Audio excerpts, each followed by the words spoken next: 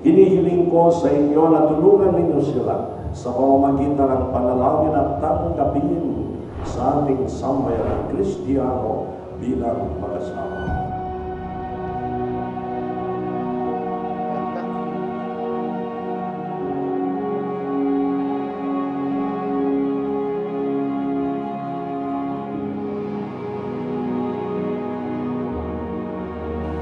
Must be excited to respond now to God's call.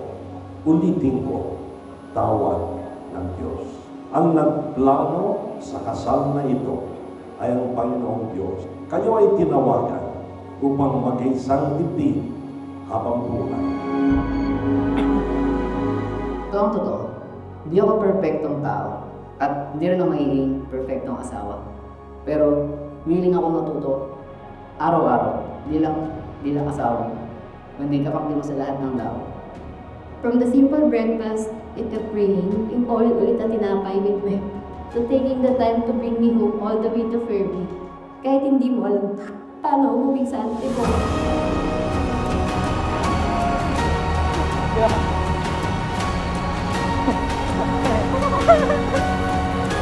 Kahit ako tayo rotation sa hospital, you make those things that thoughtful and sincere.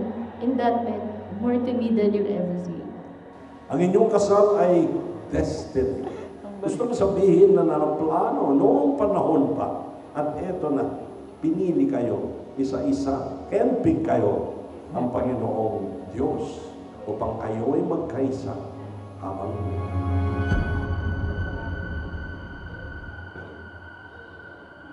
sa pagkumpas ng iyong kamay, aking landas, ginagabay, nag-iisang tiyak, sa 1,000 duda, silong sa... Hi, my wife. Nagsimula tayo sa Jeka, naging showpause, tapos my love, at ang pinakamatagal sa lahat, Bob. Ngayon, go now, my wife. To my husband, Kristen. August 1, 2016 was the day that they first met.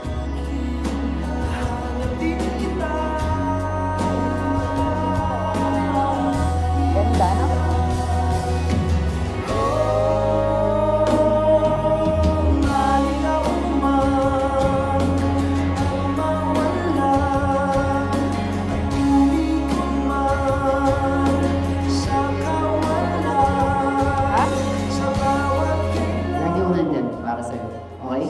Para sa atin nila okay. Hindi na tayo dalawang individual, kundi isang unit na nagkakaisa sa harap ng Panginoon. At gusto ko siya maging sentro ng relasyon natin. I promise to be more open, even when it's uncomfortable. I vow to build a home with you, a place of warmth, comfort, and love, a safe haven where we always return to one another, no matter where life takes us.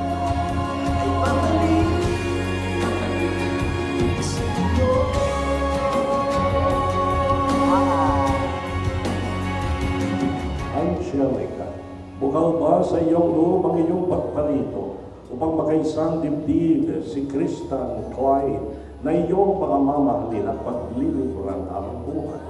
Opo, Father. Kristen Clyde, bukal ba sa inyong loob ang iyong pagparito upang makaisang dibdib si Angelica na iyong pangmamahalin at paglilingkuran habang buhay? Opo, Father. Ihagap ko ng pagtataka, may saysay ba ang paglalakbay, ngunit nahanapin kita. Hanap kita.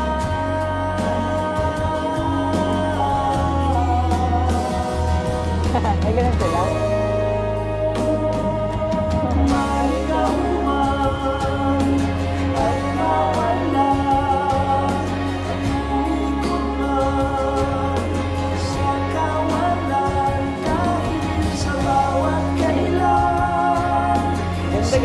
Sa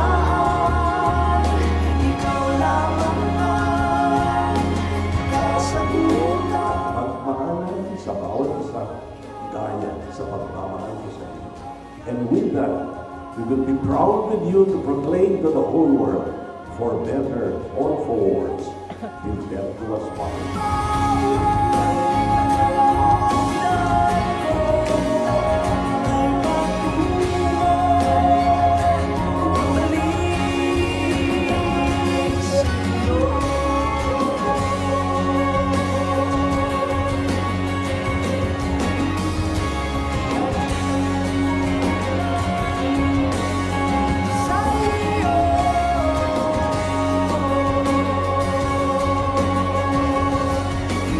Sa mga mata mo, nakita ko ang tahanan ko.